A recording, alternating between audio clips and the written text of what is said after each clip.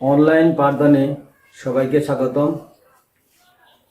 আমি মোহাম্মদ ইসমাইল হোসেন, সিনিয়র শিক্ষক, বাদেশ্বর নাসিরউদ্দিন উচ্চ বিদ্যালয় কলেজ, পূর্ব বাদেশ্বর, গোলাপগঞ্জ, সিলেট। আমি অষ্টম শ্রেণীর গণিত দ্বিতীয় অধ্যায় থেকে একটা গুরুত্বপূর্ণ সমস্যার সমাধান নিয়ে তোমাদের সাথে এখন আলোচনা করব, সমস্যার সমাধান উপস্থাপন করব।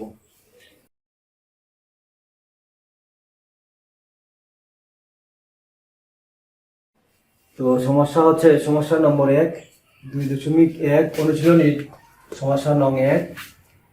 আমরা বাস্তব জীবনে যেসব দ্রব্য ক্রয় করি আর সেগুলা পাইকাররা বিক্রি করে, এতে যে লাভ করে, এই লাভ ক্ষতির বিষয় নিয়ে একটা আমাদের বাস্তবসম্মত সমস্যার সমাধান তোমাদের সাথে শেয়ার করব।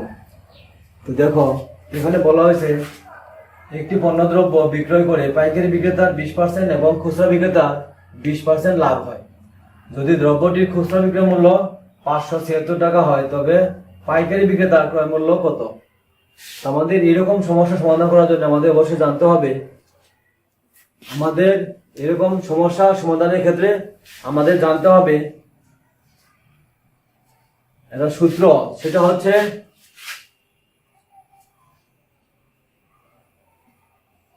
তোমরা জানো, সেটাকে লিখবা আমরা জানি বলে, যে পাইকারি বিক্রেতা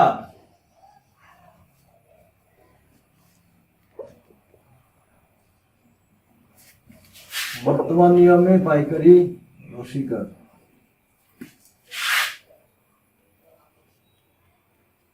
পাইকারি বিক্রেতার বিক্রয় মূল্য সমান খুচরা বিক্রেতার ক্রয় মূল্য।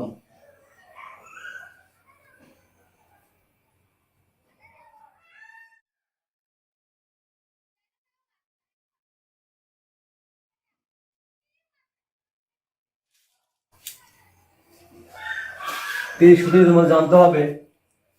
তো আমরা জানি পাইকারি বিক্রেতার বিক্রয় মূল্য সমান খুচরা বিক্রেতার ক্রয় মূল্য। আমাদের আজকের উদ্দীপকে দেওয়া আছে একটি দ্রব্যের খুচরা বিক্রয় মূল্য, অর্থাৎ খুচরা বিক্রেতার বিক্রয় মূল্য দেওয়া আছে। আমাদের এখান থেকে বের করতে হবে খুচরা বিক্রেতার ক্রয় মূল্য, এবং খুচরা বিক্রেতার ক্রয় মূল্য বের হলেই আমরা পেয়ে যাব পাইকারি বিক্রেতার বিক্রয় মূল্য। আর এই পাইকারি বিক্রেতার বিক্রয় মূল্য থেকে 20% লাভ বাদ দিয়ে আমাদের পাইকারি বিক্রেতার ক্রয় মূল্য নির্ণয় করতে হবে। অঙ্কটা হবে 2টি স্টেপ। স্টেপ 2টি একই রকমের, শুধু নামটা পরিবর্তন, খুচরা বিক্রেতা এবং পাইকারি বিক্রেতা। শুরু হবে এইভাবে, যেমন 20% লাভে খুচরা বিক্রেতার ক্ষেত্রে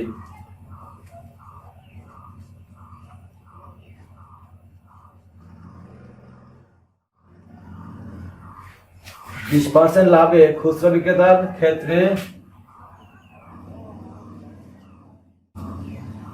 ক্রয় মূল্য 100 টাকা হলে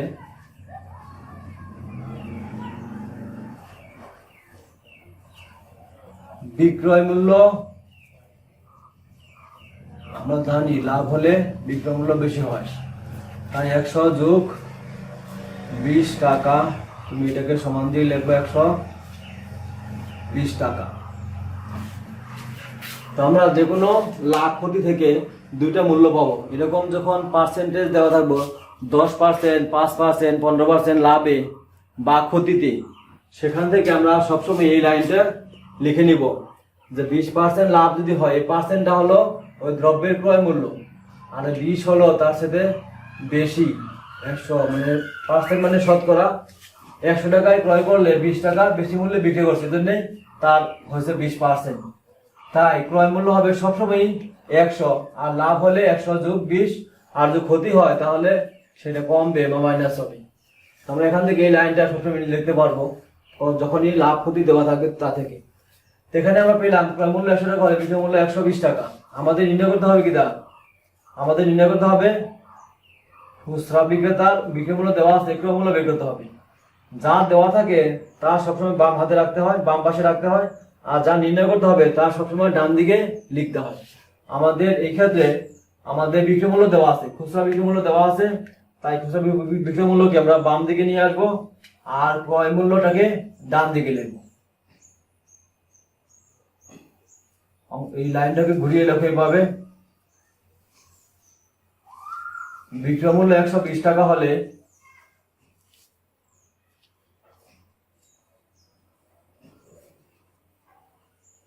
ক্রয় মূল্য 100 টাকা। তো বিক্রয় মূল্য 1 টাকা হলে ক্রয় মূল্য 120 ভাগের 100 টাকা। দেখো বিক্রয় মূল্য যদি 576 টাকা হয় তাহলে আমাদের ক্রয় মূল্য কত হবে? 100 গুণন 576, নিচে হবে 120। এখানে শূন্য দিয়ে শূন্য কাটা দিবা, আর 10কে 2 দিয়ে ভাগ করলে 5 বার, 12কে 2 দিয়ে ভাগ করলে 6 বার, 6 দিয়ে এটাকে ভাগ করলে 96 বার। 5 96 গুণ করলে 480 টাকা। তা আমরা পেলাম খুচরা বিক্রেতার ক্ষেত্রে মানে ক্রয় মূল্য হলো 480 টাকা।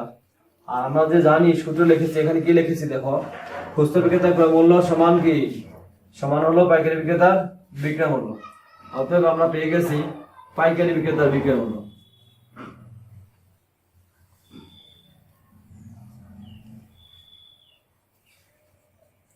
পাইকারি বিক্রেতার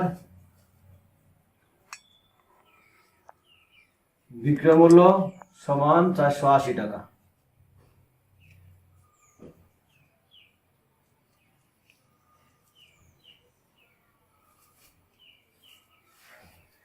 ধন্যবাদ। এখানে দেখো আমরা পেয়ে গেছি পাইকারি বিক্রেতার বিক্রয় মূল্য 480 টাকা। আমরা বের করবো এই বিক্রয় মূল্য থেকে আবার পাইকারি বিক্রেতার ক্রয় মূল্য নির্ণয় করতে হবে। সেটা এখানে যে স্টেপ করেছি আমরা খুচরা বিক্রেতার ক্ষেত্রে সেম স্টেপ করবা, শুধু খুচরা বিক্রেতার জায়গায় পাইকারি বিক্রেতার নামটা বদলে দিবে, তাহলে তোমার এটা মানে সেম আর বুঝতে কষ্ট হবে না। দ্বিতীয় ধাপ, পাইকারি বিক্রেতার বিক্রয় মূল্য পেয়েছি আমরা 480 টাকা। এখানে পাইকারি বিক্রেতার ক্ষেত্রেও লাভ হয়েছে 20%। তো 20% ওই একই ভাবে তোমরা লিখবা 20% লাভে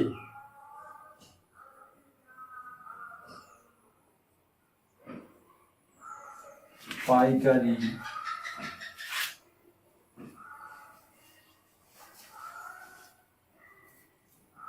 বিক্রেতার ক্ষেত্রে, পাইকারি বিক্রেতার ক্ষেত্রে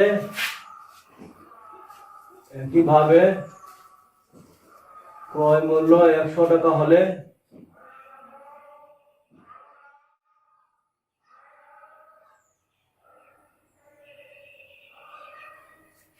বিক্রয় মূল্য 100 যোগ 20 টাকা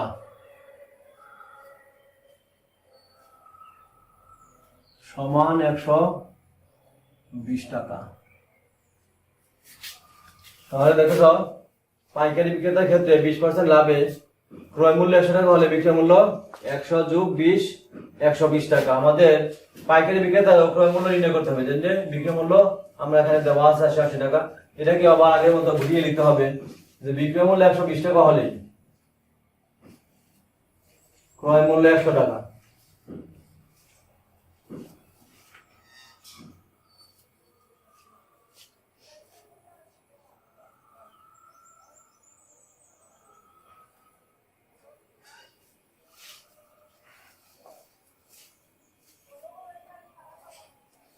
বিক্রয় মূল্য 120 টাকা হলে ক্রয় মূল্য 100 টাকা।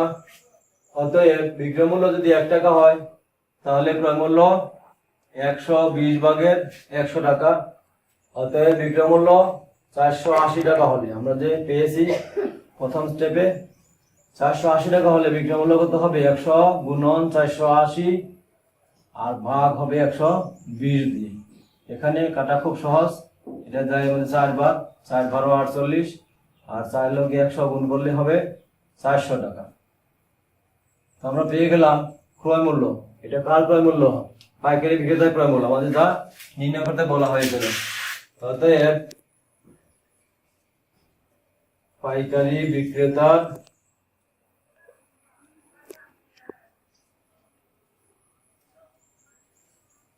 ক্রয় মূল্য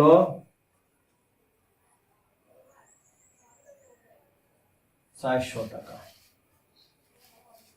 এটাই তোমাদের আজকের সমস্যার সমাধান। উত্তর হলো ৳400। এরকম পাইকারি বিক্রেতা, খুচরা বিক্রেতা, এর সাথে আরেকটা শব্দ লাগাই থাকতে পারে, লাগানো থাকবে, সেটা হলো উৎপাদনকারী। 3টা স্টেপ, এখানে আছে 2 স্টেপ, সেটা হবে 3 স্টেপে। আমরা পাইকারি বিক্রেতা ক্রয় মূল্য নির্ণয় করেছি।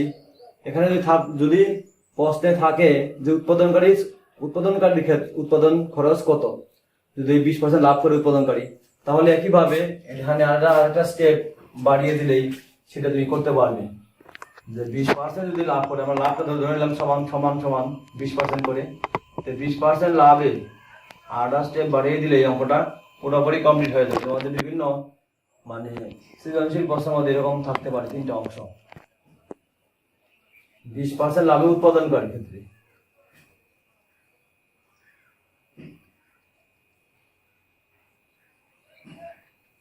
উৎপাদনকারীর ক্ষেত্রে,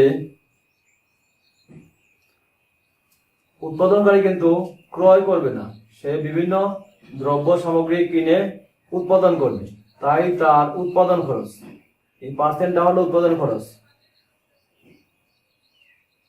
উৎপাদন খরচ ৳100 হলে বিক্রয় মূল্য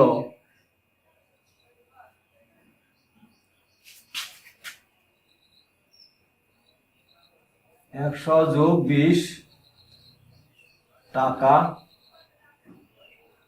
অর্থাৎ ৳120।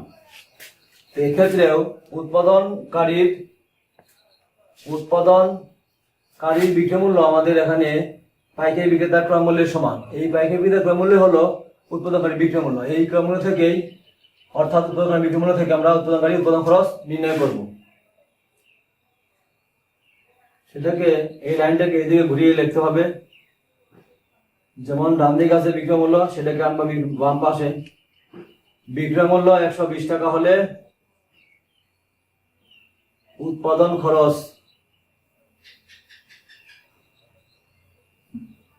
৳100। অতএব বিক্রয় মূল্য ৳1 হলে উৎপাদন খরচ 120/100 অতএব উৎপাদন খরচ ৳400 হলে, বা বিক্রয় মূল্য ৳400 হলে উৎপাদন খরচ কত হবে, সেটা হবে 100 গুণন 400, নিচে হলো 120।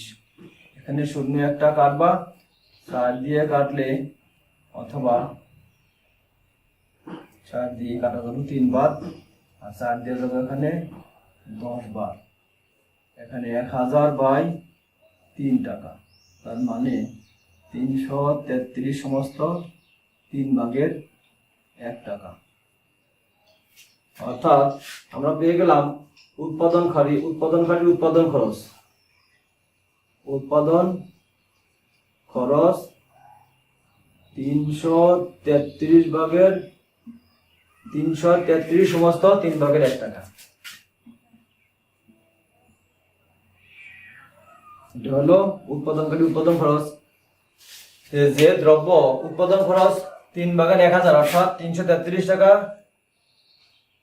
33 পয়সা, সেই দ্রব্য আমরা খুচরা ক্রেতারা ক্রয় করছি 576 টাকা দিয়ে।